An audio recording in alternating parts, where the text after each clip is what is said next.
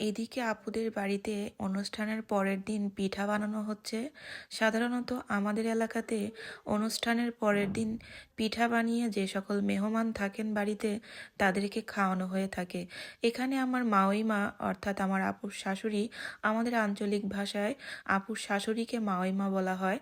তো মাওইমা আর আমার এক খালা মিলে দুজন মিলে আর কি পিঠা বানাচ্ছিলেন। চিতই পিঠা, ফুলকো ফুলকো গরম গরম চিতই পিঠা এখানে বানিয়ে তুলে দিচ্ছিলেন। আর আমরা এদিকে ঘরে নিয়ে এসে মাংস দিয়ে আর কি পিঠা খাচ্ছিলাম। দেখতে কি সুন্দর পিঠাগুলো, তাই না? আর খেতেও কিন্তু অনেক মজা লেগেছিল।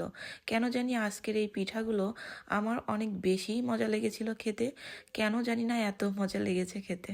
হয়তো অনেক দিন পরে খাচ্ছিলাম হঠাৎ করে, এই জন্য এত ভালো লাগছিল খেতে।